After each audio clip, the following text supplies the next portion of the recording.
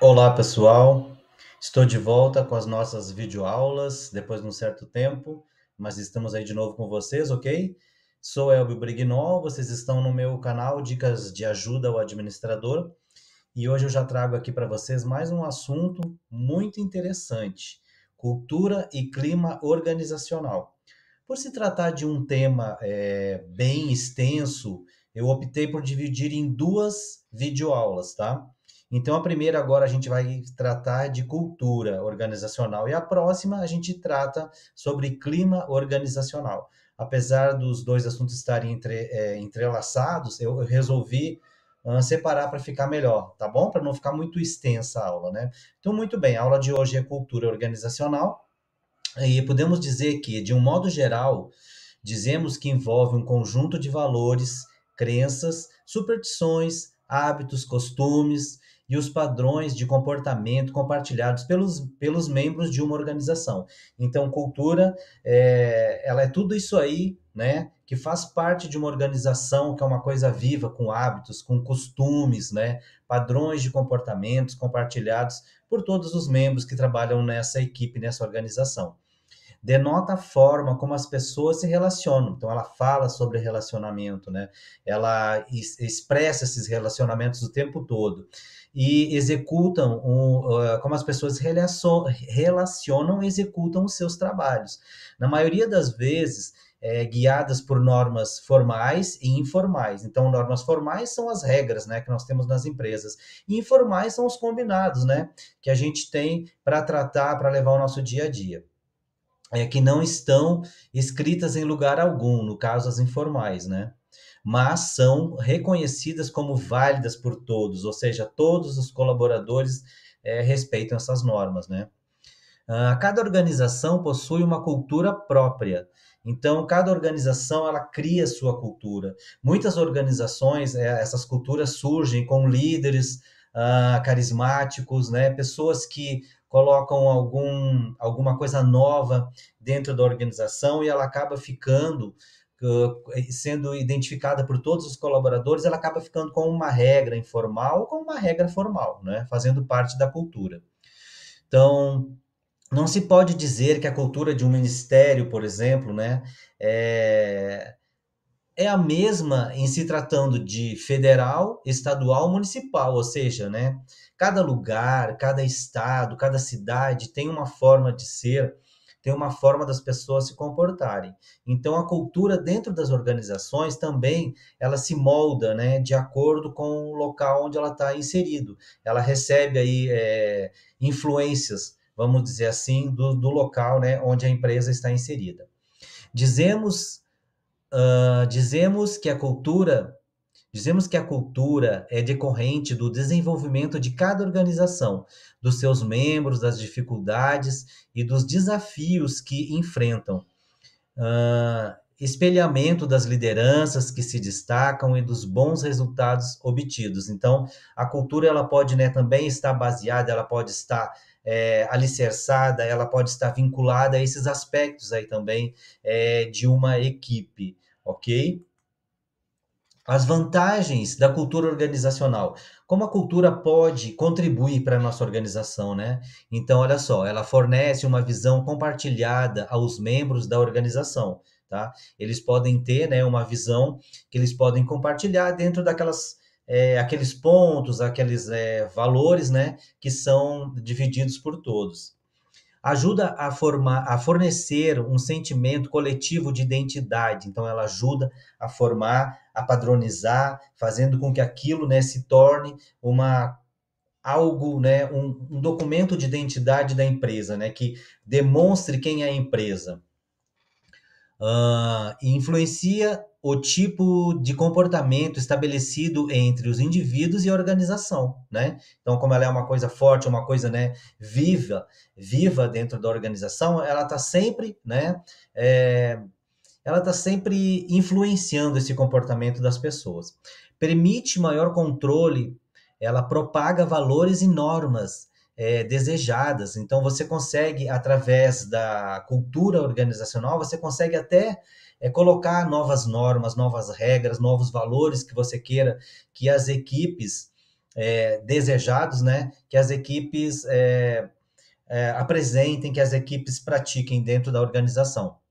E estabilidade, ela muda a médio e longo prazo, ela traz uma estabilidade para a organização, né? Ela traz uma estabilidade para as equipes, porque se elas são praticantes dessa cultura, as pessoas se sentem dentro, né, fazendo parte dessa organização. E aí o que acontece, né? Existe uma estabilidade definida, né, digamos assim, não está aparecendo meus dedinhos, definida, né, de acordo com esses comportamentos.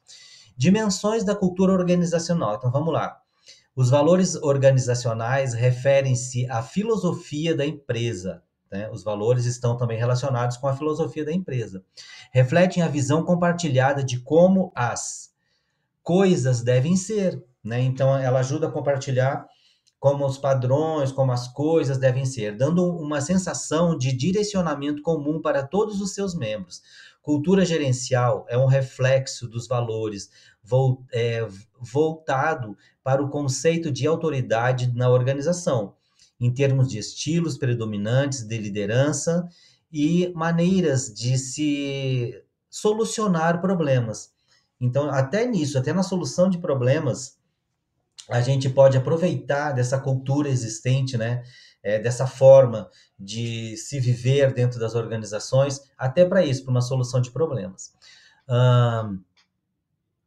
Heróis organizacionais são modelos de papéis que personificam os valores culturais e conceito de bem-sucedido na empresa. Então, esses heróis organizacionais, eles são os modelos, nós podemos usá-los como modelos. Ah, fulano, você vê o comportamento do fulano, né? Você vê o desempenho daquela pessoa, você vê a preocupação daquela pessoa. Então, você pode usar esses heróis organizacionais, né, dentro da cultura da organização como modelos, tá?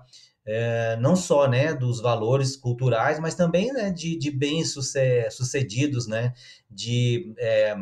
fazendo pertencentes a um padrão de desempenho dentro da organização e motivando os demais para que, né, busquem esses padrões, busquem ser como esses heróis dentro da organização.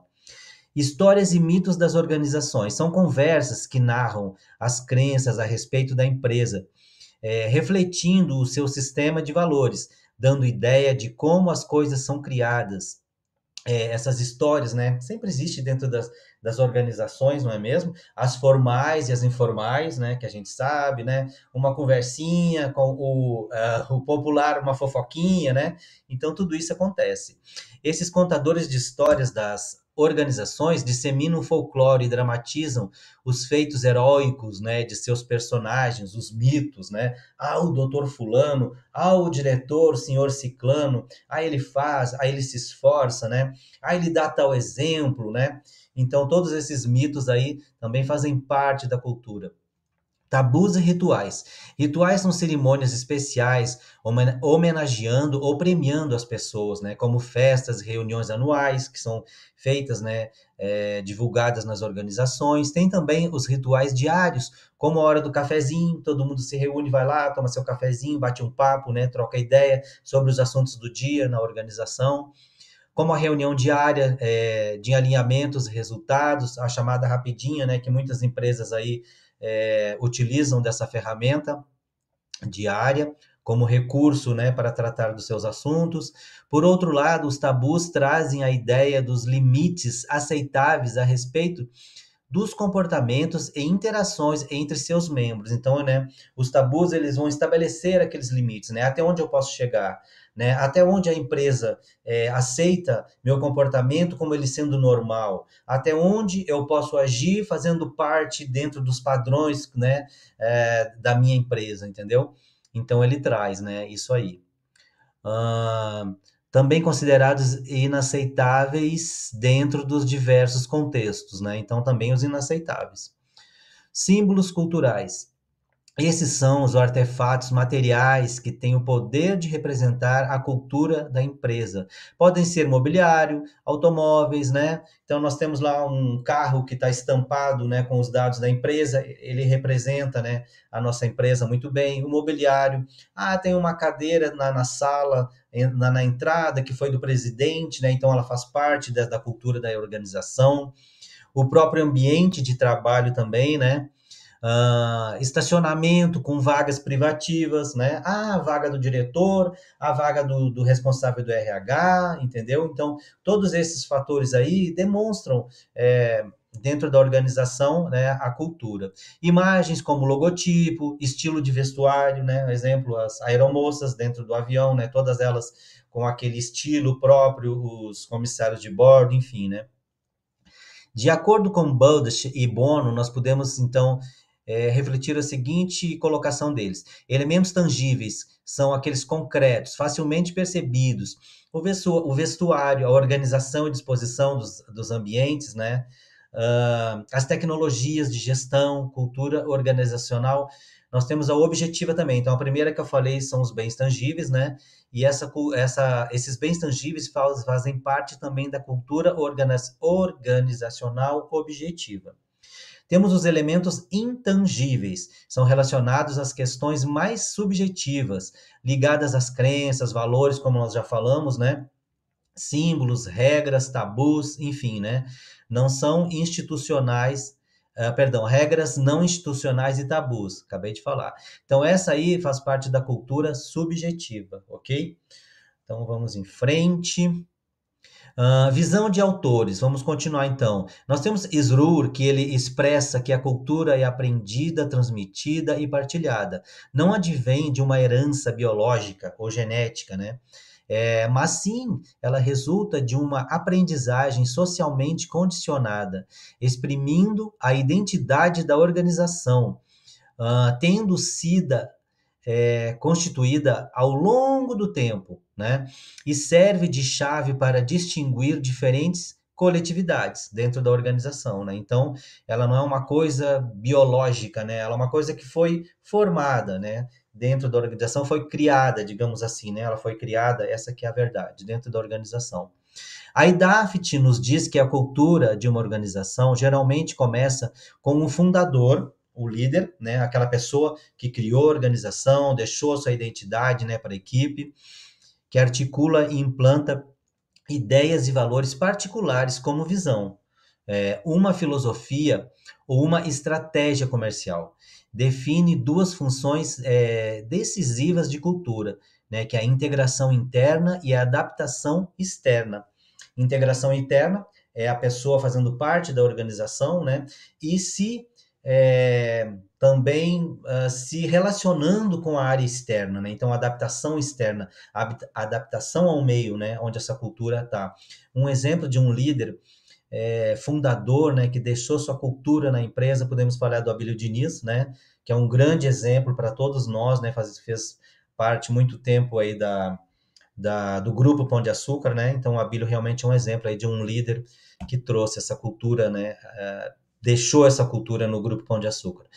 Visão de autores ainda, eu tenho o Sherman Jr., que ele nos mostra 3 níveis de análise da cultura das organizações. Cultura observável, valores compartilhados e suposições comuns. Eu vou correr mais um pouquinho para a aula não ficar muito longa. Mintzberg, ele nos fala que a força da cultura na gestão empresarial é clara, passando a ser a mente da organização. As crenças comuns que se refletem nas tradições e nos hábitos, bem como manifestações mais tangíveis, né? Histórias, símbolos ou mesmo edifícios e produtos, que é aquela parte física que também nós falamos, que fazem parte da cultura, né? Em certo sentido, a cultura representa a força vital da organização. Olha só que interessante. A cultura representa a força vital de uma organização, né? A alma de seu corpo físico. Então, a cultura é aquela parte, né, que dá vida ao corpo físico da empresa, né? Para ele, a força de uma cultura pode ser proporcional ao grau até o qual ela ilude a consciência. Muito bem, vamos em frente. Então, nós temos aqui mais outros tipos de culturas, as conservadoras e flexíveis. Essa classificação de acordo com a sua capacidade de se adaptar às mudanças. Então, vamos ver. As conservadoras não têm capacidade de se adaptar rapidamente às mudanças. São aquelas culturas mais conservadoras, normalmente, né, de uma empresa, digamos assim, vamos colocar aqui uma cidade de interior, né, que a gente vê as pessoas são mais conservadoras já, né, de natureza, enfim, né, e uma cidade mais moderna, daí as culturas não se apresentam assim tão conservadoras, então seriam flexíveis ou adaptáveis, já são orientadas para a mudança e inovação, né? Então, uma cidade muito grande que tudo muda todo o tempo, né? Um país, né, muito dinâmico, vamos dizer assim, então a cultura também das empresas vai estar adaptada a esse tipo, né, dinâmico. O ambiente das empresas hoje é altamente mutável e dinâmico, acabamos de falar, exigindo uma cultura flexível para poder alcançar o melhor êxito. Então, digamos que a cultura flexível ela é a mais indicada hoje para as empresas, né? Porque a gente sabe que com o avanço aí da tecnologia, né, tudo muda muito rápido hoje, né? Então a adaptabilidade, ela assim, é um tom essencial para as organizações. Vamos lá onde eu parei. Cultura flexível para poder alcançar o melhor êxito, desde que acompanhada de uma certa estabilidade, né? Então, estabilidade, né, também é importante, garantindo um mínimo de segurança para as pessoas sobre padrões e comportamentos desejáveis, né? Próximo slide, gestão da cultura organizacional. Agora eu tenho trouxe algumas informações que Ulrich afirma que a cultura, quando bem gerenciada, pode contribuir para o sucesso da organização. Entretanto, o agente de mudança encontrará resistências às transformações necessárias, né? Então, resistências aí, outro ponto, né, que nós sabemos que sempre existem, né? Principalmente as mudanças, as inovações, né? Então, existem alguns pontos de resistência em alguns colaboradores, né? Que são mais resistentes. Baldrich e Bono, de novo, eu tenho aqui mais uma visão deles, né? Uma mudança na cultura pode ocorrer de duas maneiras. Agora vamos falar de uma mudança na cultura. Fazendo os integrantes da organização comprarem a nova ideia, né? A ideia de uma nova configuração de crenças e valores, ou recrutando e socializando novas pessoas. Então, eu posso também colocar novas pessoas, trazer novas figuras para a minha empresa, para a minha organização e já adaptá-las à nova cultura que eu quero que a organização tenha, né? Então, seria uma segunda opção. Novas pessoas para dentro do grupo, valorizando essas novas crenças e valores e removendo os membros antigos se necessário. Então, né, falamos ali da resistência. Infelizmente, muitas vezes, né, esses membros mais resistentes acabam sendo cortados, né? São, com certeza, os RHs, as pessoas, as lideranças tentam trabalhar essas pessoas mais resistentes, mas dependendo da situação, às vezes são dispensadas. Já a Tamara Moisés, ela fala que a cultura é o principal ativo da empresa. Vejam só o valor que ela dá. A Tamara coloca, então, a cultura como o principal ativo da empresa. Legal, né? Muito interessante isso aí, essa visão. Então, a cultura pode determinar o sistema de recompensas, o sistema de recompensas, ela pode trazer os critérios de ascensão e promoção, né? As pessoas, né, que estão mais integradas com a cultura, as pessoas que são mais participativas, os meus modelos, né? Os meus heróis da cultura, né, que ajudam a disseminar, enfim, né? Então, essas pessoas podem estar mais propensas para essas, né, recompensas, promoções. Critérios utilizados na seleção de pessoal, né? De repente a cultura também vai direcionar a minha contratação, né? Eu quero pessoas que estejam engajadas com a causa animal, por exemplo, né? Isso faz parte da cultura da minha empresa. Então, né? Aí, né? Já vai ser tratado dessa forma. Os critérios usados em demissão de pessoal, de novo, as pessoas que não se adaptam, né? Não estão engajadas. Os critérios de avaliação de desempenho podem estar baseados também muito em cima da cultura, né? Todas as avaliações de desempenho, elas têm uma parte lá que são tratadas questões relativas à cultura da organização. O tempo de permanência das pessoas nas organizações, o turnover, né? Se a minha empresa ela tem uma cultura muito rígida, muito exigente, às vezes eu posso ter um turnover maior, né? Então, isso aí também é um indicativo para revisão, às vezes, né? E mudanças na minha cultura.